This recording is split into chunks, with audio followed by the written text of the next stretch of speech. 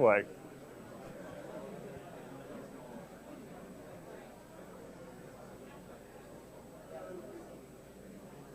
Good evening. Welcome to the Fall 2009 Impact Speaker Series. My name is Jay Sims, and I'm a fourth-year management major here at Georgia Tech. Our sponsor for this evening's event is the Institute for Leadership and Entrepreneurship. We would like to thank our partner in webcasting, Peach New Media, as well as our partner in media, WABE 90.1 FM. Tonight, we're honored to have with us Mr. Dean Eisner, President and CEO of Manheim, a subsidiary of Cox Enterprises. Now, while many of you may be familiar with Manheim's business operations, for those of you who aren't, Manheim is actually the world's largest provider of used vehicle services. Now, they range in services from wholesale auto distribution. Some of you might know them for their Manheim Auto Auction, which is actually the largest auto auction in the world. But they also provide services in things like financing and consulting, and then all the way down the line to auto repair and inspections. Now, I think it's safe to assume that being the CEO of a multinational corporation, such as Manheim, that Mr. Eisner probably doesn't have a lot of free time on his hands. But Mr. Eisner still finds the time to better the community around him. Mr. Eisner is formerly the chairman of Exodus Atlanta Cities and Schools, as well as a former member of important organizations such as the Atlanta Chamber of Commerce and United Way. His current philanthropic resume is just as impressive. He currently works on the board for the Woodruff Center for the Arts, as well as Children's Healthcare for Atlanta, also serving on the endowment board for the Paideia School. Perhaps most applicable to his job title, Mr. Eisner is also a member on the board for the Automotive Hall of Fame. So please join me in welcoming a man who uses his personal abilities and influence to better the community that is around him, the same community that many of us call our homes. Ladies and gentlemen, Mr. Dean Eisner. Nice job. So that was a nice introduction, and there is one other thing that I spend an awful lot of time doing, and that is with my kids. I have a 18-year-old and a 13-year-old, and I just took my 18-year-old to Ann Arbor for orientation to go to University of Michigan. And when we were in orientation, I had been very proud that he got into the school. Of course, I went there as well for my MBA, and I thought, this is great. My son is following in my footsteps a little bit, though he doesn't want to admit it. And the question at orientation was, who in the room is undecided? Now, I thought, my son, he's been pre-admitted to the business school, which I was really proud of, but his hand shot up so fast. And I looked at him and said, what's that about? And he goes, well, they got a great music program, and there's a good psychology department. I like French. And, I've been practicing my photography and think that'll be cool. So, this is just my chance to go out and reach out and see things. And the reason why I share that is because I think our talk today is about leadership. And here is my son who's basically trying to find his way through his curriculum to find out what he wants to be. And I would say the same thing applies to leaders, that leaders aren't born, that situations drive people to either thrive or not thrive in leadership positions. So I don't know where my design was that I became someone in the used car industry selling used cars. That's not what I designed when I got out of school, but it's kind of where I ended up, and I never had a design on being a CEO. It was just something that happened based on the timing, the circumstances, and everything else. So I don't know whether people are born leaders, and I'm sure that there's some really, really superb experts in the field like Jim Collins or Noel Tishy, who will be coming here from the University of Michigan to talk about what it looks like to have certain qualities in leadership.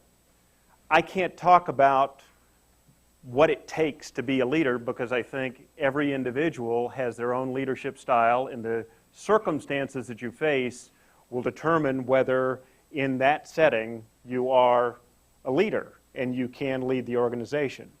And the fact is, if you look at the CEOs of a lot of companies, a lot of them leave. They didn't succeed in their jobs. Doesn't necessarily mean they weren't great. May mean that they were in the wrong place at the wrong time or didn't have the right leadership style. So one of the things I'd like to do in our session, I'll talk a little bit about what Manheim is, just to give some context for maybe some question and answers. But then I'm going to talk about what I can talk about, and that is that I practice leadership. I don't know if I'm a great leader or not. All I know is there are certain things that I found that I need to navigate, and that there are certain things and qualities that I hold on to dearly because I think that they're important for me to practice to continue to be a good leader.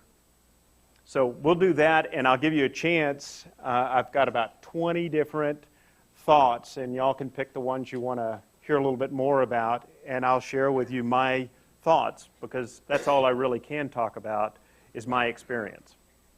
So let me talk a little bit about Manheim just to give you a sense of what I've been trying to navigate with our organization through. Manheim is 30,000 employees all over the country and international. We're in the automotive marketplace. Y'all know what it feels like to be in the automotive marketplace these days? 2 bankruptcies. Banks are losing on their portfolios of loans that they did for leases. Most of them decided to exit the market altogether. Dealerships are closing. I mean, you can drive down Peachtree Industrial. You can see some of the dealerships that are closing. So there is a major, major shift in this industry that's impacting everyone. Now, fortunately for us, we're a marketplace.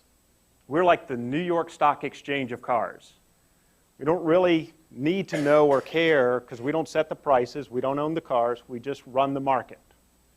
And in doing so, we have an observation point for all the other players in the market. So our customers are General Motors and Ford and Chrysler and Mercedes and Honda and the imports. It's also all the banks, so Bank of America, it's Chase, it's any bank that had a portfolio of cars. It's every rental car company, also one of those parts of the automotive field that have really struggled through. I mean, if you're really clever, you could have bought Dollar Thrifty for 75 cents, and it's trading at about $20 now. So most of the rental car companies really went through some real hard times about 6 months ago, and now they seem to be gaining some momentum. But it's been a transition for them. It's every dealership in the country. Every dealer, you may not have, I don't think anybody here heard of Manheim before I got up here? Like 5 of you? And that's not a surprise.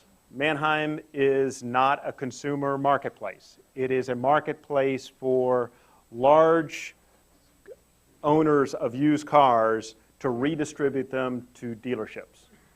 So if you know a dealer, chances are the dealer knows who Manheim is, because that's their source of cars. When you think of a GM franchise, you're driving down the street and you see the big GM sign, well, their cars are coming for their new cars from GM. Their used cars are coming from trade-ins and from us. But what about these 20 dealerships that surround that GM dealer called Joe's Auto Sales or CarMax or Lithia, who sell a lot of used cars? Their total source of their parking or their lots are Manheim. That's where they get their cars. They come to us and they buy the cars coming off lease. So we're this marketplace and we get to see all the things that are going on, and I'll share with you, it has been one of the most unique runs, unprecedented, of what's going on in what was the major industry in the United States. It impacted more jobs. It was the prime industry of the U.S., the prime industrial base. And it's one of the reasons why the Obama administration has said, we can't afford to lose our industrial base. We've got to keep these companies alive if we can. And there's some questions. With what the government has done, will they stay alive? There's some real questions about that, and there's also some questions about the policies that have been put in place. Cash for clunkers. Was it good? Was it not good? Did it really help? Or did it actually hurt? And so all of these things are things that we sit and watch and try to add some knowledge to. And the reason why we can add the knowledge is because we are the marketplace and we're looking at the most important ingredient in any market, and that's the prices that are taking place. So we're the price guide only in the fact that we collect all of the buy and sell transactions that are taking place. We sell about 6 million cars a year. The prices on those cars dictate an awful lot of things. It dictates how much a bank is willing to loan against a car. It dictates what a new car company can charge for a new car. Joel, may not be really readily thoughtful, but new cars are actually priced off of used cars. How much is a used car worth 3 years from now? Well, that residual value tells you how much you can actually charge at the beginning. So there's some real anomalies that take place in a market where there are only 10 million new cars sold, but there are 40 million used cars sold any given year. So the used car market is actually significantly larger than the new car market. And it has some impact on the new car market. So enough about Manheim. I just wanted to give you enough background on the company in case you wanted to ask questions a little bit later about the automotive industry or Manheim or anything that's going on there. What I'd like to do is actually open it up to the leadership part. And this is the part that I was referring to before. And if we can move the slide 1. I jotted down about 20 different things that I kind of hold dear. I hope I practice them well on things that I look at, and they didn't come out of books. They came out of experience of working with people. And if you look at the list, can everyone read it? If there's one that is appealing and somebody wants to raise their hand and go, tell me more about that, that's kind of the way I'd like to do it because I can't go through this whole list. Yeah. The democratic promotion process. This is where two employees, and you'll hear this all the time, say, I've got the resume and the background and the experience for a job. And if I had two candidates with the same background, one of them's going to go, I'm more qualified than the other person possibly. And actually, the way most of our company works is more democratic. If we're getting good feedback from people around that they actually want to work for somebody, they'll get the job. How well did you do your job and have people wanting to work with you? So there have been people that I thought were superb. And when I kind of started talking about, well, what do you think of such and such? And I didn't say, hey, you get to vote on who your boss is. But when they've come back and said, you know there's an open position here, but if you ever put Bob in that job, I'm gone. Guess what?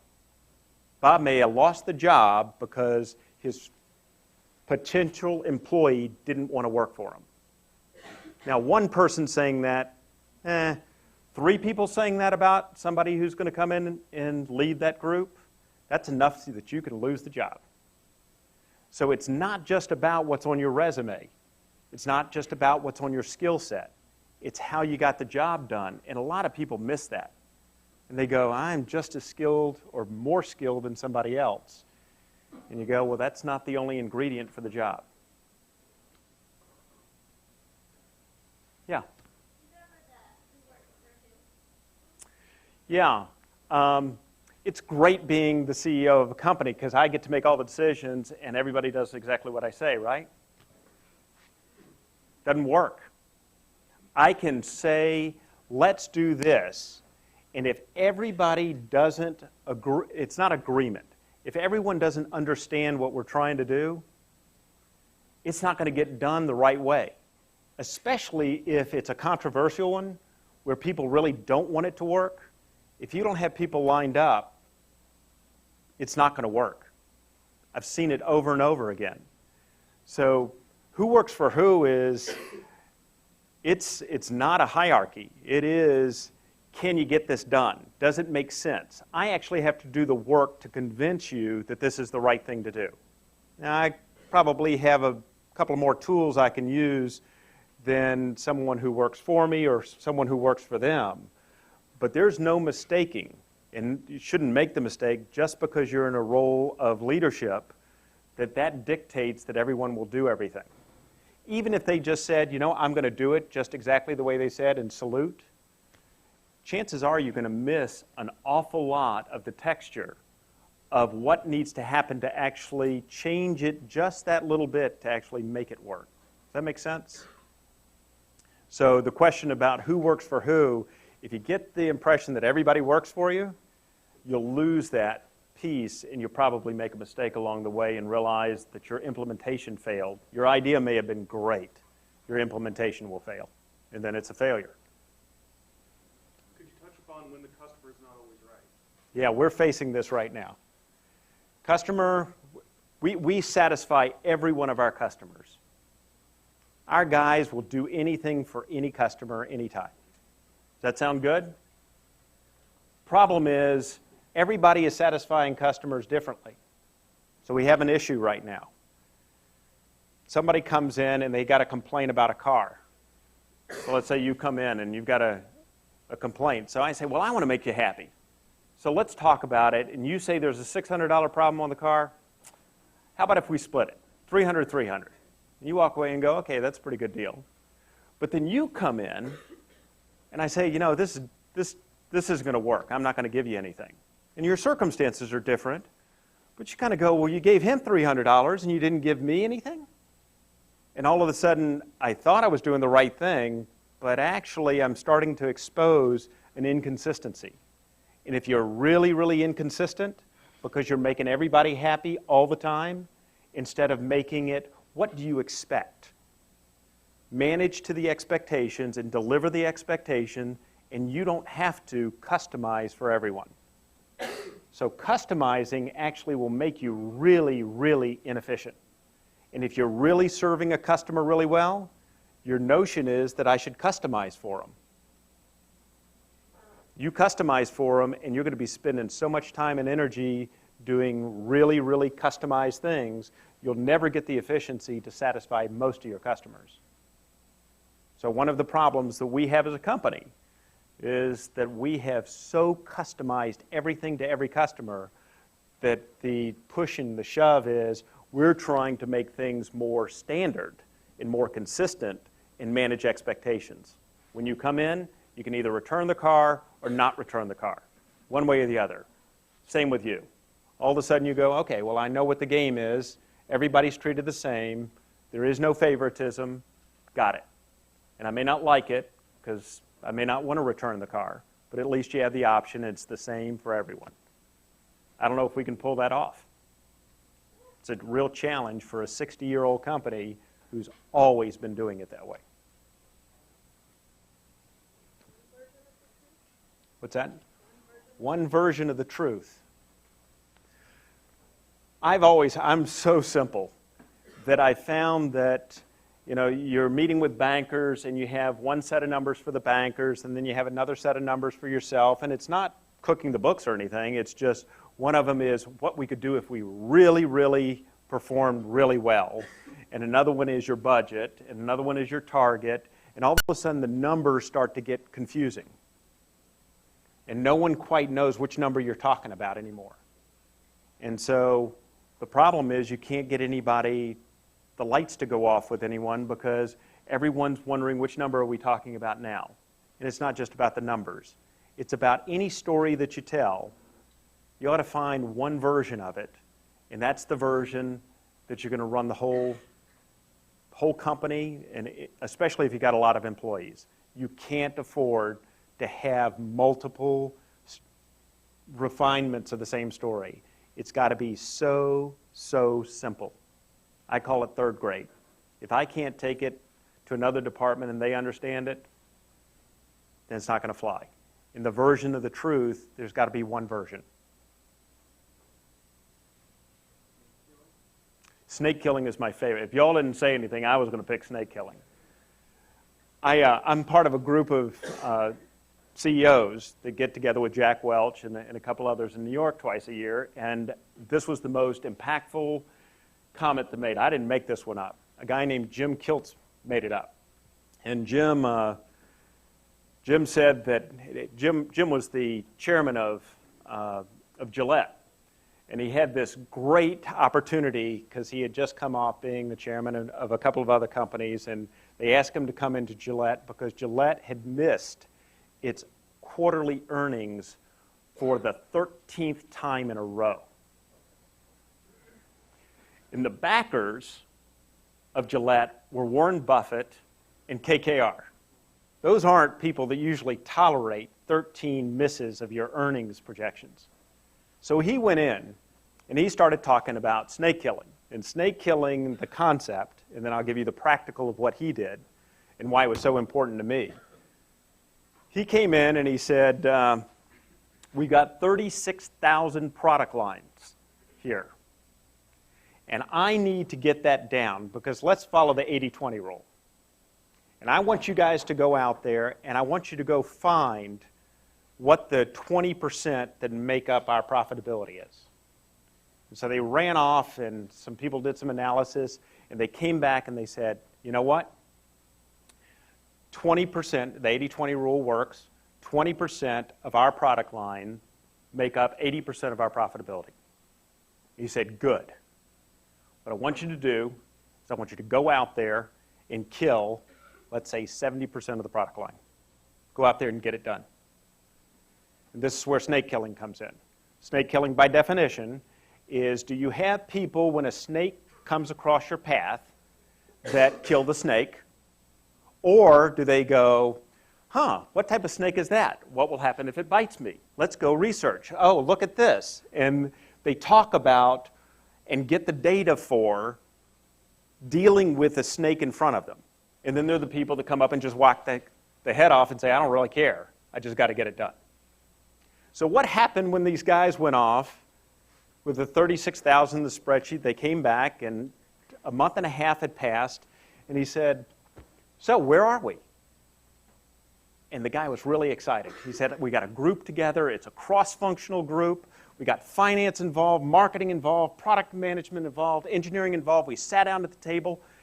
He said, we're doing great. He said, so how many products have we killed? And he goes, well, we killed 1,000.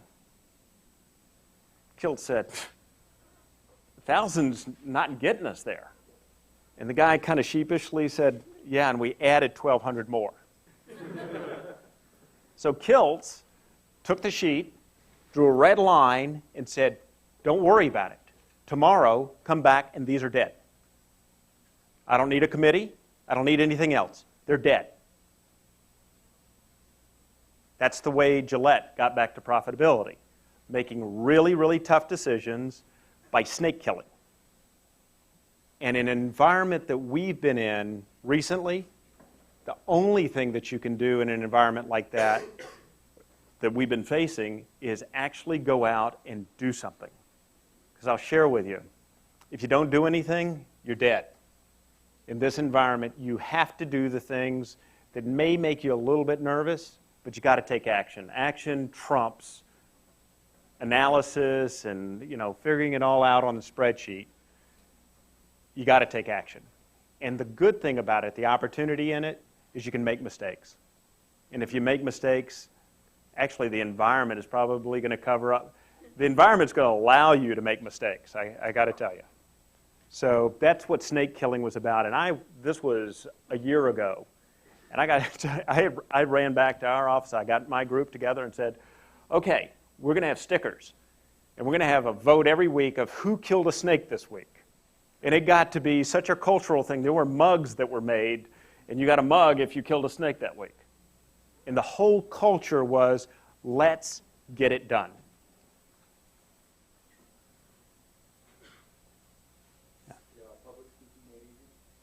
Yeah, I'm doing it right now.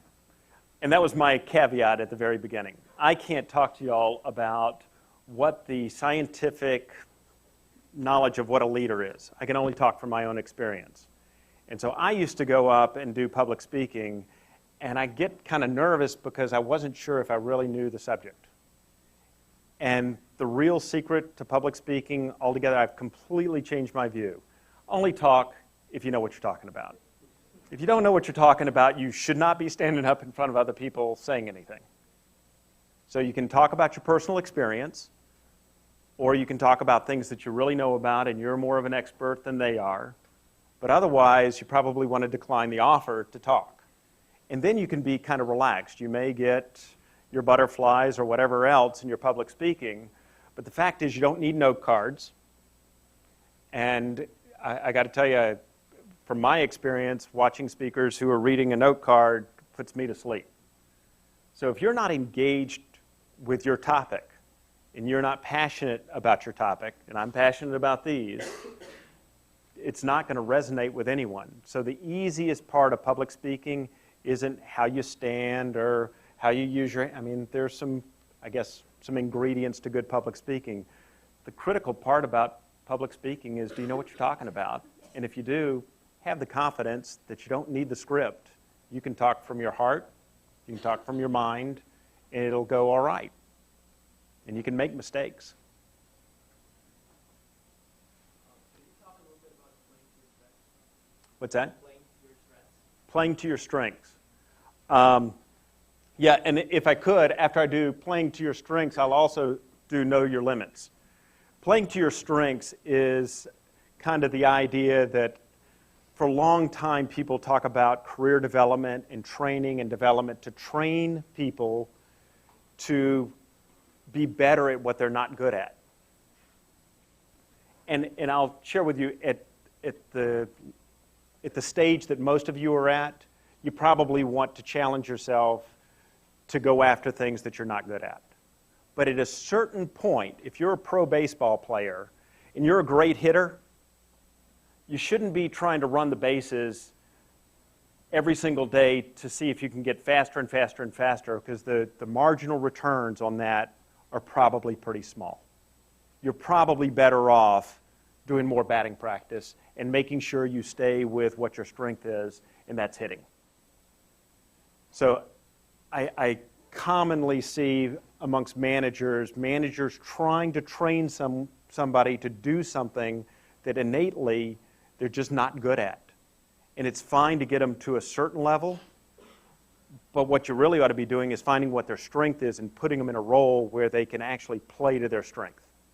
That's a much better use of your development. It's a much better use of their talent, and they'll be happier doing it than grueling through. Now, I don't want to say, again, at your stage in your careers, I would say embrace the things that you're not good at.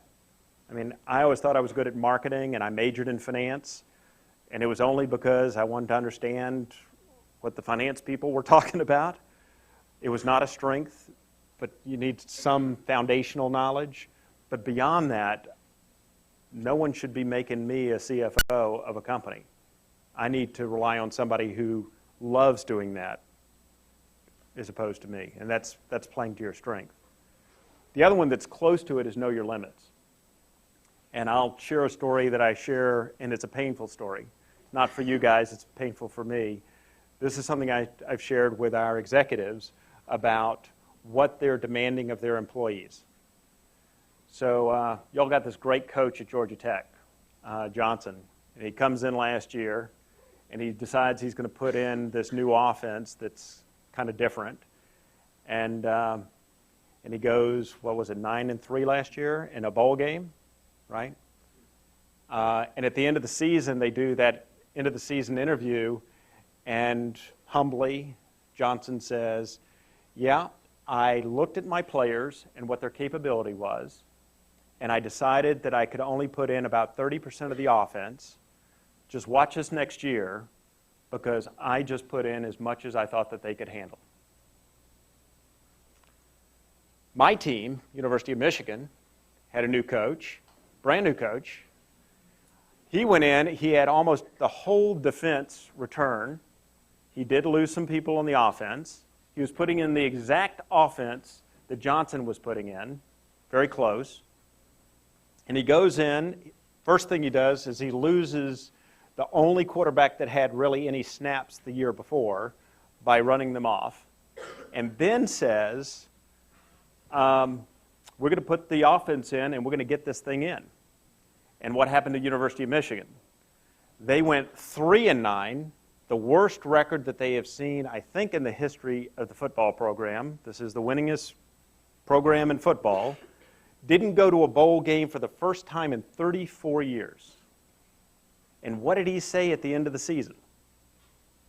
Well, you know, I really thought the talent of my group was different, and I didn't realize that they couldn't absorb the offense that I was putting in. Now, this isn't an indictment of Rodriguez, though it should be, because I'm a big fan and I want the team to win. But it is know your limits. I mean, candidly, go in and figure out what can they handle. If they can't handle that offense, are you okay with blowing it out for a year? Or is there a way that you can actually keep them motivated so that they can perform the best of their abilities? And I'll tell you, that team could perform better than they performed last year. But it was too much for them. That's my take. So how much can you put in? You may have great ideas, but how much can you get done? And what are the limits? Yeah, this was something that I didn't do on purpose, but I kind of figured it out. There are a lot of people that take a job, and if you get to a certain level, you start to say, well, you know, I want to be secure. And if I'm secure, that means they can't get rid of me. So I'm going to stay as the expert in this so that I am invaluable. And guess what usually happens when that happens? You stay in that job because you're too invaluable. I always went by I'm going to work my way out of the job. I'm going to try to find the things that I can do to make my job done by somebody else, that they can do it as effectively as I can, that I could actually leave the job and it would still function without me. Now, a little bit dangerous. What if I work my way out of a job and there's not another job for me? Well, hopefully there will be. Hopefully I'm good enough. Hopefully somebody will use me for something. But if you can do that, you're actually helping the organization. And ironically, I found out that it actually made me available to take on more responsibilities. So it was kind of a twist in thinking to say, the best thing that you can do is make yourself not invaluable in the job, make yourself invaluable to the organization, and work your way out of the job. Work your way towards the job you want to go to. Could you please address transparency? Yeah, this is absolutely the most critical thing, I think, for any CEO these days, and it doesn't relate necessarily to legal matters. It relates to the fact that I can't walk out of the building without somebody making some reference or thought about what I may be thinking. It's just the life that you live, that everyone sees everything, and it is what it is. So you need, as a leader, to be very well aware that people are watching everything you do, whether you think they're watching or not. So how does that translate to me? Well, there are a lot of people that work for me that have home offices set up, and our technology people go and help them with the wiring in the home office, and I'm fine with that. I think that's just fine. I'd like them to have all the equipment. When that person comes over to my house to help with my wiring, I pay them. Now, they won't accept it from me, so I actually give it to charity in their name. Why? Why would I do that? Anybody got a guess why I would do that?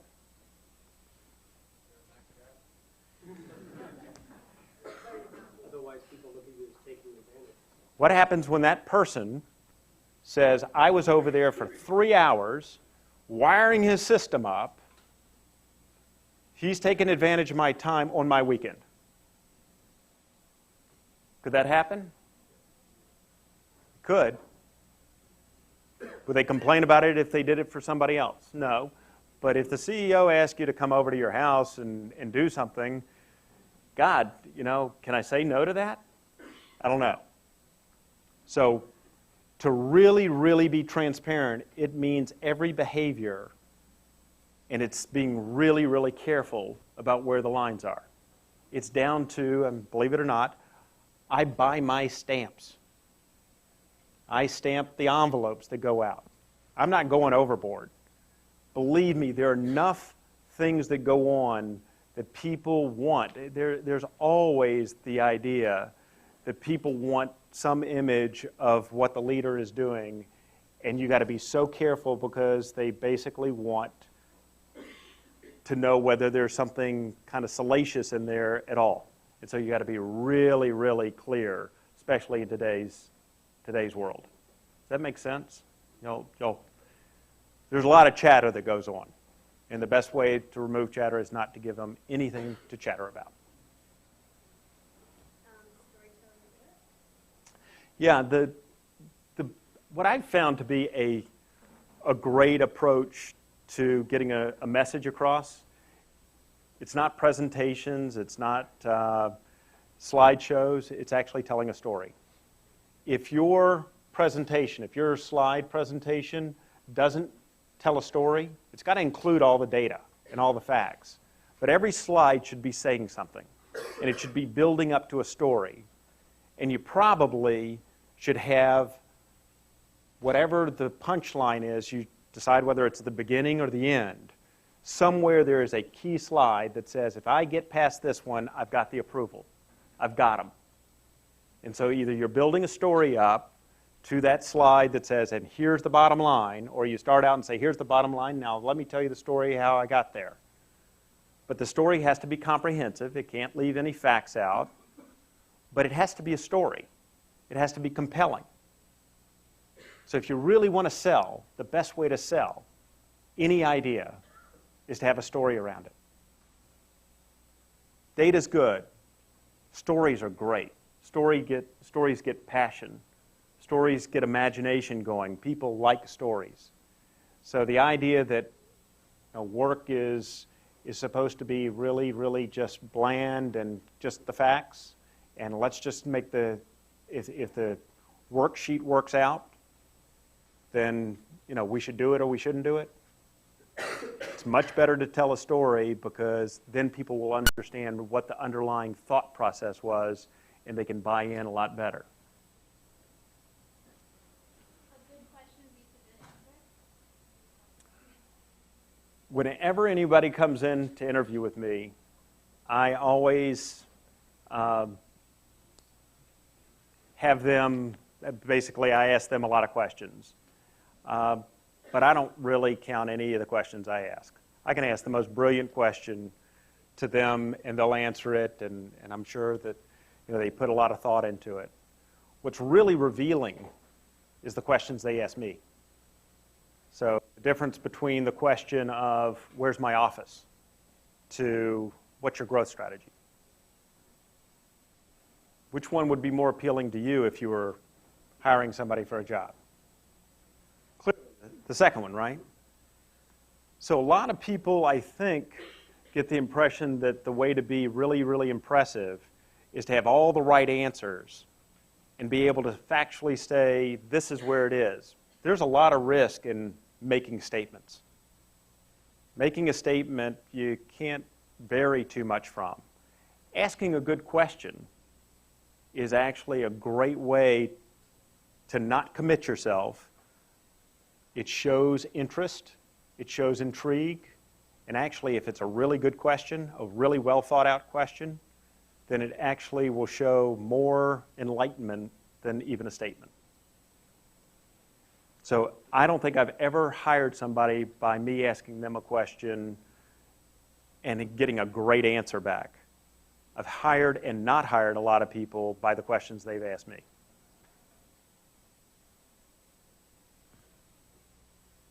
What else? Organizational language and symbols. Maybe it's only because I have a large organization. I find it the hardest part of my job is actually communicating with 30,000 people. It is, it's really difficult to try to keep everyone on the same page. And the only way you can actually do it, I think, is to narrow it down to some words that mean something, to some symbols that mean something, and let the symbols actually resonate with everyone. The best in the world, I think, at this was Jack Welch. And I don't think he practiced it. I think he was just really damn good at it. He could come up with a word. When he came up with, you need to be number 1 or number 2 in your market, damn it, everybody knew you had to be number 1 or number 2 in your market. And it was that simple. And people would go off, and that would resonate to 120,000 employees. He used a word one time called ownership. And his definition of ownership was if you started a project, you had an equity stake in it. You wanted it to succeed whether somebody else started working on it or not. It was a great word about how to be communal, how to work together.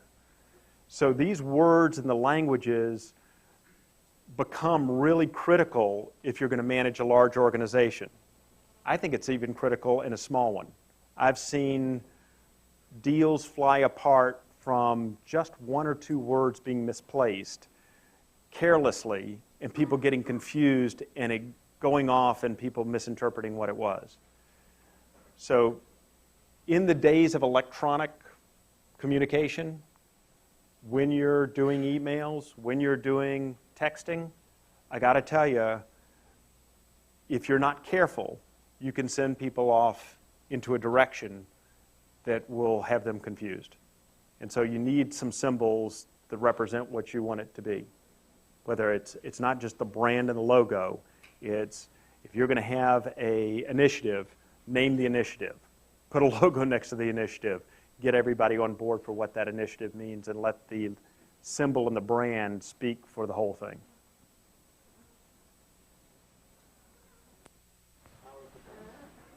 And that's related to it.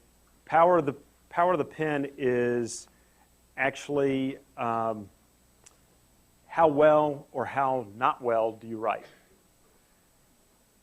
If you're a good writer, you can control the dialogue going on in an organization. If you're not a good writer, you can confuse the organization. So if you really want to make yourself really clear, it's what I've experienced is write it down. Get your script together. Whether you send it or you don't send it, it's your script. And it gives you a lot of authority. If you're bad at it, it can come back and backfire on you. And this is one of the dangers of today's electronic world. Emails will be the largest prosecuting piece of information for lawyers to prosecute people because they make mistakes because they're too cavalier with their emails. So at one of these meetings that we had in New York, we had the Attorney General for New York who prosecuted a man named Frank Watrone. Does everyone know who Frank Watrone is? He was an investment banker that got in trouble for purging a lot of documents from First Boston. And at first, some people said, we think he purged the documents, and the Attorney General said, I don't think that's the case. But then they went back and they found some emails, and the emails basically said he actually ordered it. And it was an email, and it was very cavalierly done, and that's when they went after the prosecution. The day that I heard that, I got an email. And the email was from our attorney saying that one of our employees had taken the customer list from one of our competitors and was using it, which would be a breach of our values completely. So I said, well, we need to investigate that. Let's go find out what that is. So he did the investigation, and he found the string of emails. And the emails went something like this. One of our people in marketing in Atlanta emailed one of the locations and said, can you get the list of our competitors' customers? And the person there went onto a public site, knew which customers they had, knew which customers the other one had, and they created an Excel spreadsheet with who they thought our competitor had, and sent it back as a spreadsheet with the 3 words, "Here it is." In a prosecution, that means we must have gotten our competitor's customer list. It's not what happened at all. What happened is we constructed what we thought was our competitor's customer list.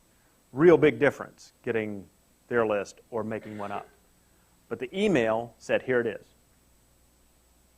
We called up our competitor because they found out about it, and we said, "We didn't get your customer list." And it all went away. But that's the email. There are a lot of companies now that actually will have a pop-up, which I find really too difficult. And it says, "Are you sure you want to send this email? Because it's going to become part of the permanent record of our organization." So for y'all on Facebook, if you're sending out messages, they're permanent. They're out there. Whatever you're writing, they're out there. And they are discoverable in some ways. So the electronic world is great. The electronic world is also permanent. And writing becomes really pretty critical. Why don't we move away from this and just take any other questions or things that you have on your mind? Because a good question beats a good answer. As president of Manheim, and you deal in used cars, this cash for clunkers program just is finished. And that took a lot of used cars off the market. And in your opinion, what's the future of the near-term used car market? Because the economy is only going to get better when people buy new cars and trade in their used cars. So between the newspaper business, which Cox represents, and the media, you're all tied into advertising and promotion. And what is your general trend about the economy? I think there were about 4 questions in there. I'm going to try to parcel those. First, cash for clunkers. I kind of went up and down on cash for clunkers. At first, I thought cash for clunkers was one of the dumbest programs I had ever run across. We actually went to Washington, and we were sitting across from some senators, and we'd say, "Senator, what do you drive?" And he goes, "I drive a 2008 Nissan." I said, "How much do you think it's worth?" And he goes, $20,000. I said, "Great. So you know you can buy, with this cash for clunkers deal, a 2009 Nissan for $23,000 minus $4,500. It's now, you can buy a brand new 2009 for $19,500. How much do you think your 2008 Nissan in your driveway is worth now?" "Oh, I guess not $20,000. Well, Senator, keep in mind that every finance company that wrote a lease on a car has now devalued their portfolio by $4,500 for that car. Every rental car company, same thing. Every consumer who takes their car in for a trade-in just got devalued $4,500 because of this program. You sure you want to do this program? I know you're trying to drive new cars, but you're going to devalue every single used car on the road." So I thought then I thought, well, you know, it's not going to be a big deal. I mean, no one's really going to trade in a $4,500 car because it's got to be less than $4,500 to trade it in. I don't think this program's going to work. And then I was wrong. Then everybody went out and everybody traded in. That was the fastest program. It was probably considered just incredibly beneficial until you realized who was buying it. And what turned out to be everybody's surprise is the people buying cars had a FICO score. Their credit score was 700, which is an amazingly high score. These people were paying cash. This wasn't helping anybody that had a clunker. This was helping somebody trade in not even an old car necessarily, just a low gas mileage car for a new car for their family. And that's what got traded in.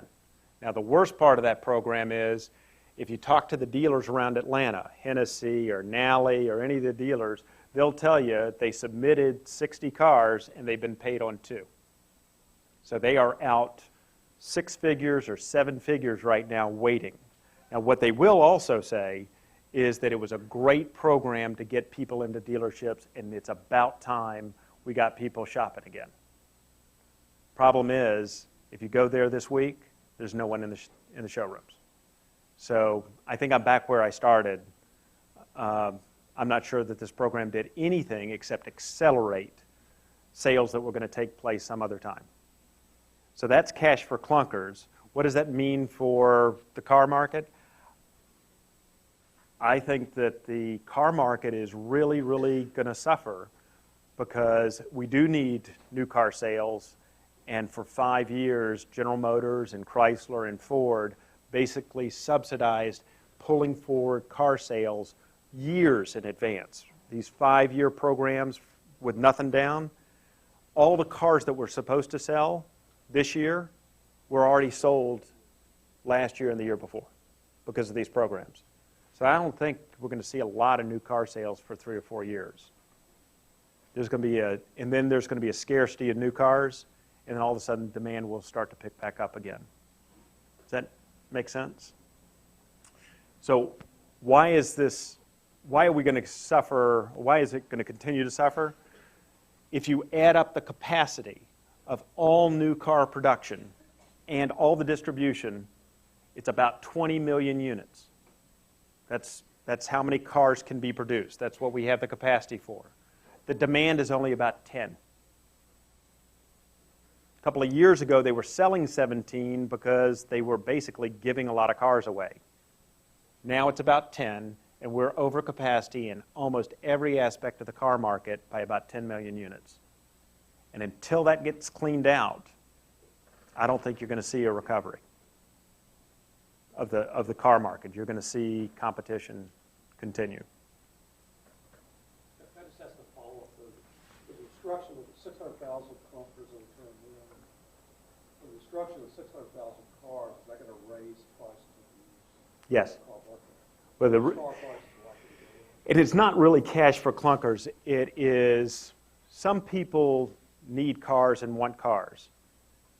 And the only cars that are going to be available if you want to be in the car business are going to be used cars for a while. There's just not a lot of new cars being produced, and it's for that reason. There's not a big demand for new cars right now. So unless they make them really inexpensive and competitive with used cars, I think we're on a very, very slow rise for the car market, which is a big part of our economy for the next 2 or 3 years.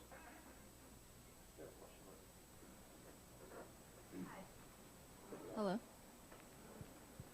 Hello. Your advice about the customer is not always right.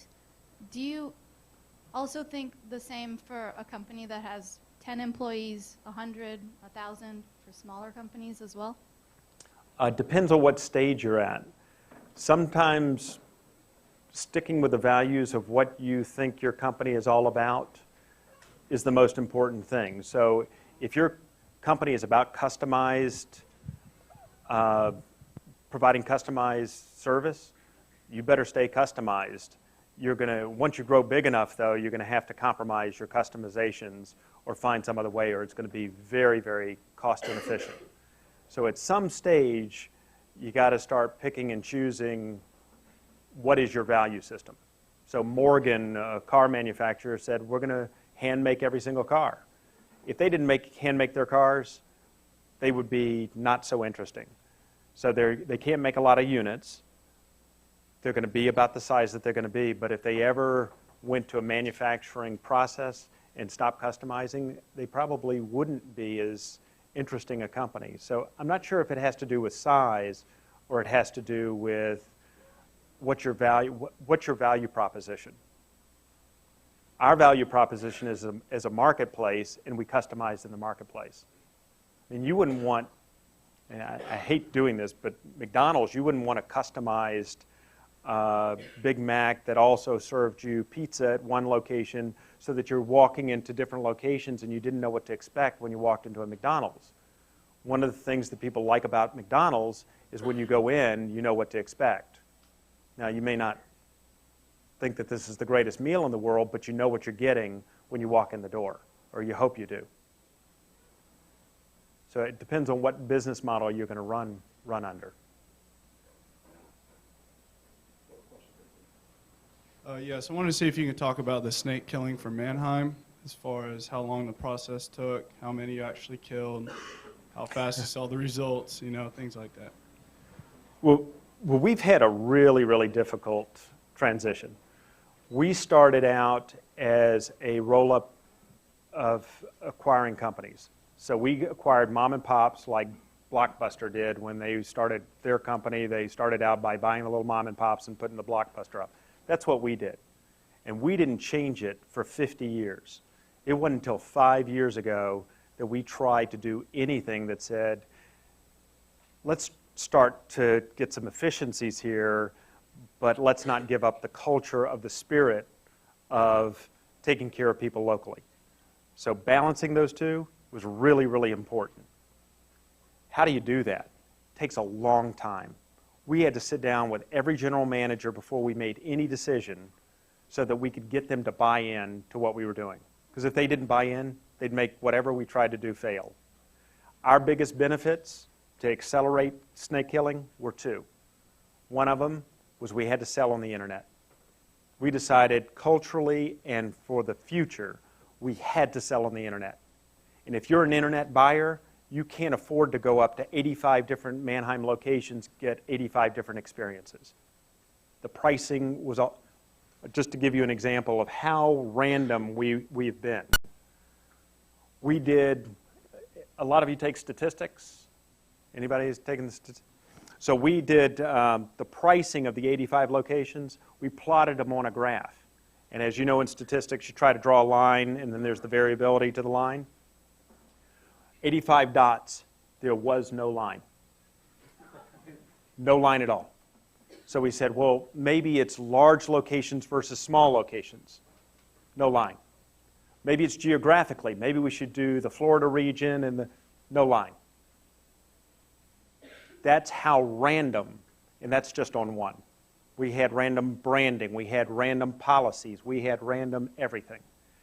So part of it was know your limits. How many of these things can we change, and how do we make the change take place? And the two benefits we had was the internet forced some changes pretty quickly, and they were the customer-facing ones. We didn't go for the back-office ones.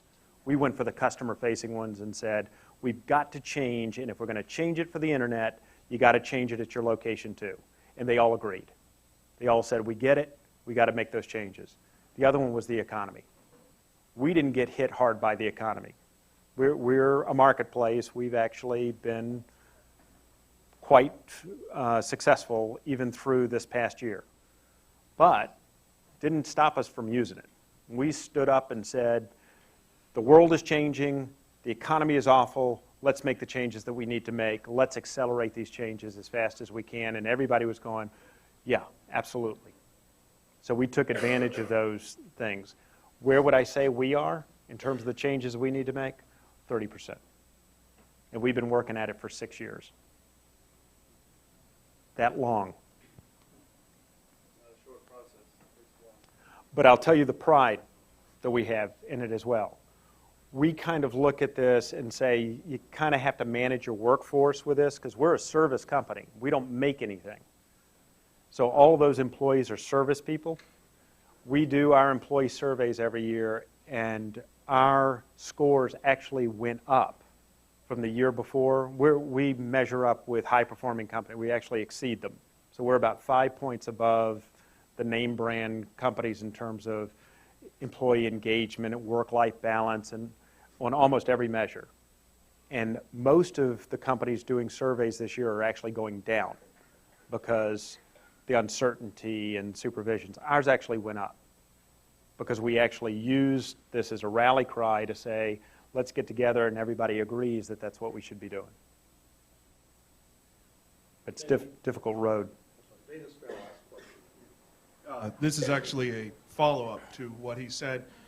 You make up 80% of Cox's profits. No? No, Revenue? between us and Between- Cox Communications. Okay. But you have a massive market share. And I was wondering, how did you get to that point that you are now and retain those customers? And then what are your plans for the future in order to continue growth? I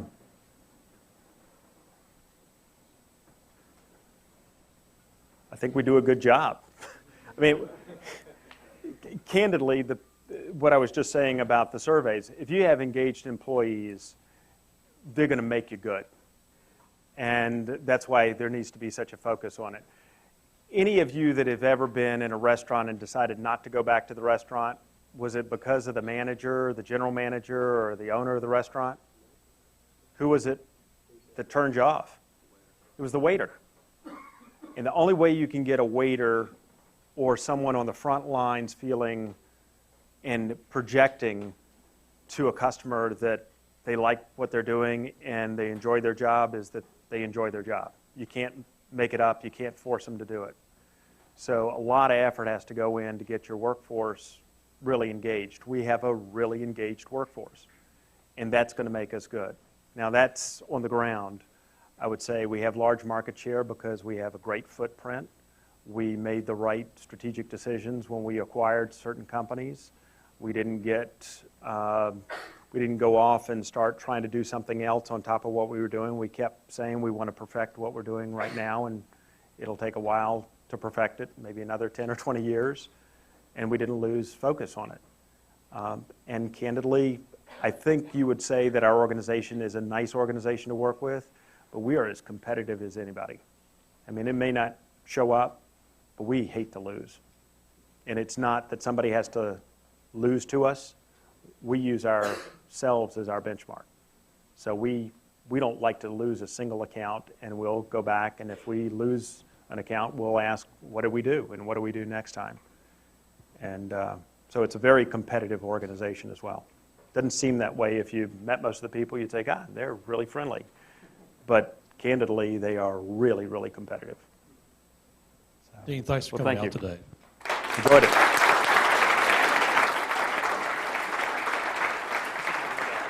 Thanks. Thanks. Great job. Thanks. And I hope you guys take care of Notre Dame. Yeah, I do too.